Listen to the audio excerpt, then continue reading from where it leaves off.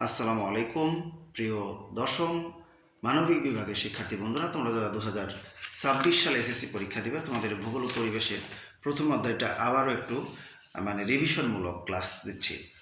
আচ্ছা, ভূগোলের ইংরেজি হলো জিওগ্রাফি। ভূগোলের ইংরেজি জিওগ্রাফি। এই জিওগ্রাফি শব্দের বাংলা কি? ভূগোল, তাই না? তাহলে যদি প্রশ্ন আসে ভূগোল শব্দটা কোন শব্দ থেকে আসে, তাহলে কি লিখবো? জিওগ্রাফি থেকে আসছে। এটা কিন্তু জিওগ্রাফিটা বাংলা না ইংলিশ? ইংলিশ, তাই না? ইংরেজির শব্দ। পরিবেশের ইংরেজি হলো এনভায়রনমেন্ট। পরিবেশের ইংরেজি কি? এনভায়রনমেন্ট। আচ্ছা, এখন বলো তো পৃথিবী কি? পৃথিবী একটি গ্রহ। পৃথিবী আমাদের আবাসভূমি, বাসভূমি। আচ্ছা, মানুষের আবাসভূমি হিসেবে পৃথিবীর বর্ণনাকে ভূগোল বলে। এটা হচ্ছে ভূগোলের সংজ্ঞা। ভূগোল কাকে বলে? মানুষের আবাসভূমি হিসেবে পৃথিবীর বর্ণনাকে ভূগোল বলে। আচ্ছা, কোন শব্দটি থেকে ভূগোল শব্দটি এসেছে? ইংরেজি জিওগ্রাফি শব্দ থেকে। এটা কিন্তু পরীক্ষা বেশি আসে। আচ্ছা, ভূগোলের জনক কাকে বলা হয়? ইরাটোস্থেনিসকে। কাকে বলা হয়? ইরাটোস্থেনিসকে। ইরাটোস্থেনিস প্রথম এই ভূগোল শব্দটি বা জিওগ্রাফি শব্দটি ব্যবহার করেন তার গবেষণা কর্মের জন্য। জিও ও গ্রাফি এই দুটো শব্দ মিলে হলো জিওগ্রাফি গঠিত। জিও অর্থ ভূ বা পৃথিবী, আর গ্রাফি অর্থ বর্ণনা। সুতরাং জিওগ্রাফি শব্দের অর্থ পৃথিবীর বর্ণনা। ব্রিটিশ ভূগোলবিদ অধ্যাপক ম্যাকনি বলেছেন, মানুষের আবাসভূমি হিসেবে পৃথিবীর বর্ণনাকে ভূগোল বলে। বুঝছো? ব্রিটিশ ভূগোলবিদ অধ্যাপক ডাডলি স্ট্যাম্প বলেছেন, পৃথিবী ও এর অধিবাসীদের বর্ণনাই হলো ভূগোল। তাহলে ব্রিটিশ ভূগোলবিদ কে কে পাইলাম? ব্রিটিশ ভূগোলবিদ হচ্ছে অধ্যাপক ম্যাকনি, তারপরে হচ্ছে ডাডলি স্ট্যাম্প। এরপর হচ্ছে জার্মান ভূগোলবিদ, নাম হচ্ছে কার্ল রিটার। উনি বলেছেন ভূগোলকে পৃথিবীর বিজ্ঞান বলছেন। পৃথিবীর বিজ্ঞান বলছেন কে? কে বলছে? জার্মান ভূগোলবিদ কার্ল রিটার। তাহলে কার্ল রিটারের বাড়ি কোথায়? জার্মানি। আচ্ছা, যুক্তরাষ্ট্রের ওয়াশিংটন ডিসির বিজ্ঞান একাডেমি 1965 সালে ভূগোলের একটি সংজ্ঞা দিয়েছে। প্রশ্ন আসে যে যুক্তরাষ্ট্রের ওয়াশিংটন ডিসির বিজ্ঞান একাডেমি কত সালে ভূগোলের সংজ্ঞা দিয়েছে? 1965। এরপর প্রশ্ন হচ্ছে রিচার্ড হাডসন কোন দেশের ভূগোলবিদ? মার্কিন ভূগোলবিদ, বিখ্যাত মার্কিন ভূগোলবিদ উনি। আচ্ছা, এখন দেখো এখানে কিন্তু ভূগোলের একটা সংজ্ঞা দিয়েছেন হলো অধ্যাপক জার্মান ভূগোলবিদ আলেকজান্ডার ফন হামবোল্ট। তিনি বলছেন ভূগোল হলো প্রকৃতির সঙ্গে সম্পর্কিত বিজ্ঞান। প্রকৃতিতে যা কিছু আছে তার বর্ণনা ও আলোচনা এর অন্তর্ভুক্ত। প্রকৃতির যত কিছু আছে ভূগোলের অন্তর্ভুক্ত। মানুষ কোথায় বসবাস করে? মানুষ বাস করে পৃথিবীতে। মানুষ ও পরিবেশের মধ্যে কিন্তু একটা মিথস্ক্রিয়ার সম্পর্ক রয়েছে। এটা হলো কার্যকারণের খেলা। ভূগোলের প্রধান কাজ হচ্ছে মানুষ ও পরিবেশের মধ্যে যে রয়েছে না, কার্যকারণের খেলা, এটা কি করা? উদ্ঘাটন করা।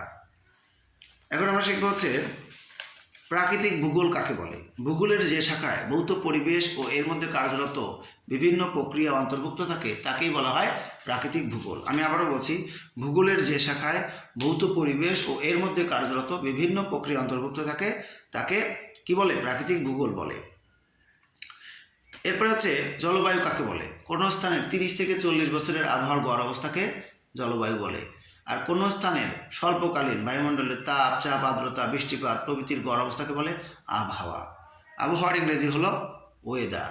জলবায়ুর ইংরেজি হলো ক্লাইমেট। এখন আমরা শিখব জলবায়ুবিদ্যা সম্পর্কে। জলবায়ুবিদ্যার ইংরেজি হলো ক্লাইমেটোলজি। ঠিক আছে? এবার দেখো জীবভূগোল। পৃথিবী পৃষ্ঠের জীব প্রাণী জগৎ এবং উদ্ভিদের বন্টন নিয়ে কিন্তু জীবভূগোল আলোচনা করে। পৃথিবী পৃষ্ঠের যত প্রাণী জগৎ আছে এবং উদ্ভিদের বন্টন আছে সেটা নিয়ে কে আলোচনা করে? জীবভূগোল। এরপরে পৃথিবীর প্রায় 3/4 সমুদ্র। কত সমুদ্র? 3/4। বিভিন্ন মহাদেশের মধ্যে সমুদ্র পথে যোগাযোগ, সমুদ্র পৃষ্ঠের উত্থান মানে উপরের দিকে ওঠা, অবনমন, সমুদ্রের পানির রাসায়নিক গুণাগুণ, লবণাক্ততা নির্ধারণ, সামুদ্রিক সম্পদ ব্যবস্থাপনা ইত্যাদি সমুদ্রবিদ্যার আলোচ্য বিষয়। এখন কৃষিকাজ, পশুপালন, বনজ সম্পদ, খনিজ সম্পদ সংগ্রহ, ব্যবসা বাণিজ্য পরিচালনা ইত্যাদি বিষয় হলো অর্থনৈতিক ভূগোলের অন্তর্ভুক্ত। অর্থের সঙ্গে জড়িত যে কোনো কাজই কি? অর্থনৈতিক ভূগোল। এরপরে সংখ্যাতাত্ত্বিক ভূগোল। সংখ্যাতাত্ত্বিক ভূগোল, এই ভূগোলের এই শাখায় কী করা হয়? সংখ্যাতাত্ত্বিক কৌশল ও মডেল ব্যবহার করে প্রমাণার্থ পরীক্ষা করা হয়। আর পরিবহন ভূগোলে কী করা হয়? যে পরিবহন ভূগোলবিদরা সরকারি বেসরকারি যাতায়াত ব্যবস্থা এবং মানুষ ও পণ্যের এক স্থান থেকে অন্য স্থানে স্থানান্তর সম্পর্কে আলোচনা করে। মানুষ কেন এক স্থান থেকে অন্য স্থানে যাতায়াত করে? বিভিন্ন অর্থনৈতিক কারণ হতে পারে, তাই না? তাদের বিভিন্ন শারীরিক সমস্যার কারণে কিন্তু যেতে পারে। যেমন চিকিৎসার জন্য আমরা হয়তো অনেকেই বিদেশে যাই, লেখাপড়ার জন্য বিদেশে যাই, তাই না? চিত্ত বিনোদনের জন্য বিদেশে যাওয়া হয়, বিভিন্ন কারণে। কিন্তু নগর ভূগোলে কী করা হয়? নগর পরিবেশ, নগরের শ্রেণীবিভাগ, নগরের উৎপত্তি ও বিকাশ, নগরের কেন্দ্রীয় এলাকা, নগরীয় বস্তি ইত্যাদি বিষয় নিয়ে আলোচনা করে নগর ভূগোল। আচ্ছা, আর দুর্যোগ ব্যবস্থাপনা, এখানে দুর্যোগের ক্ষয়ক্ষতি পরিমাণ হ্রাস, দুর্যোগ থেকে পরিবেশ ও সমুদ্রকে রক্ষার কৌশল সম্পর্কে আলোচনা করা হয়। আচ্ছা, প্রকৃতির সকল দান মিলেমিশেই তৈরি হয় হলো পরিবেশ, তাই না? নদী নালা, সাগর, মহাসাগর, পাহাড় পর্বত, জঙ্গল, ঘরবাড়ি, রাস্তাঘাট, উদ্ভিদ, প্রাণী, মাটি, বায়ু, মানে এগুলো নিয়ে পরিবেশ গড়ে ওঠে, ঠিক আছে না? পরিবেশ বিজ্ঞানী আর্মসের মতে জীব সম্প্রদায়ের পারিপার্শ্বিক, জৈব ও প্রাকৃতিক অবস্থাকে পরিবেশ বলে। যদি প্রশ্ন আসে যে এই যে পরিবেশ সম্পর্কে পরিবেশ বিজ্ঞানী আর্মসের সংজ্ঞাটি দাও, তখন লিখবে এটা, ঠিক আছে? যে জীব সম্প্রদায়ের পারিপার্শ্বিক মানে কি? চারপাশ। পারিপার্শ্বিক, জৈব ও প্রাকৃতিক অবস্থাকে পরিবেশ বলে। সিসি পার্কের পরিবেশের সংজ্ঞাটা কিন্তু চাই অনেক সময়। পরিবেশ বলতে স্থান ও কালের কোনো নির্দিষ্ট বিন্দুতে মানুষকে ঘিরে থাকা সকল অবস্থার যোগফলকেই বোঝায়। পরিবেশ তোমার চারপাশে না, তোমার চারপাশ বাদ দিলে কি তুমি থাকতে পারবা?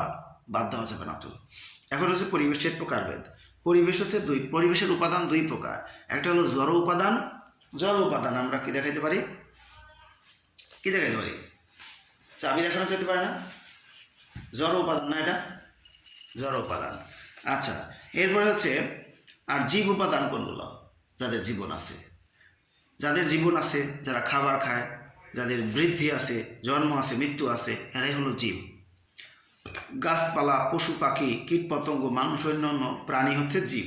এরা পরিবেশের জীব উপাদান। জীবদের নিয়ে গড়ে ওঠা পরিবেশ হলো জীব পরিবেশ, তাই না?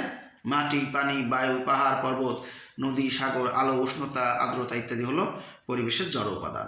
জড় উপাদান নিয়ে গড়ে ওঠা পরিবেশ হলো জড় পরিবেশ, ঠিক আছে?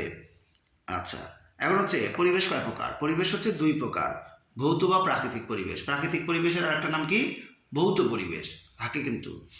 আচ্ছা, সামাজিক পরিবেশ, প্রকৃতির জড় ও জীব উপাদান নিয়ে যে পরিবেশ গড়ে ওঠে তাকে বলা হয় ভৌত বা প্রাকৃতিক পরিবেশ। প্রাকৃতিক পরিবেশের মধ্যে কি কোনো প্রাণী নাই? হ্যাঁ, প্রাণী আছে, কিন্তু প্রচুর প্রাণী রয়েছে। যেমন অ্যামাজন জঙ্গলে মানুষ ছাড়া কি আর কিছু নাই? অনেক কিছু আছে। তাহলে আর পরিবেশের গুরুত্বপূর্ণ উপাদানগুলো কোনগুলো? মাটি, পানি, বায়ু, তাই না? আলো, হ্যাঁ, এগুলো হচ্ছে পরিবেশের গুরুত্বপূর্ণ উপাদান। এই যে সাগর, নদী, এটা কিন্তু ভৌত পরিবেশের উপাদান। আর মানুষের রীতিনীতি, আচার অনুষ্ঠান, উৎসব, শিক্ষা, মূল্যবোধ, অর্থনীতি, রাজনীতি, এগুলো হলো কি পরিবেশের উপাদান? বলতো সামাজিক পরিবেশের উপাদান। প্রথম অধ্যায়ের কিন্তু পড়া এখানে শেষ হইল।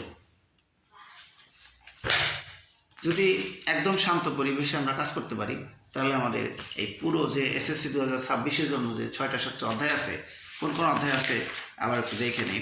অধ্যায় আছে মোট হলো 1, 2, 3, 4, 5, 6, 7টা আছে। প্রথম অধ্যায়, দ্বিতীয় অধ্যায়, তৃতীয় অধ্যায়, চতুর্থ, ষষ্ঠ, দশম, চতুর্দশ, ঠিক আছে? এই অধ্যায়গুলো পড়লেই পড়া শেষ। গুরুত্বপূর্ণ তথ্যগুলো কি করতে হবে? আন্ডারলাইন করে রাখতে হবে, যাতে পরীক্ষার সময় রিভিশন দেওয়া যায়। আল্লাহ হাফেজ।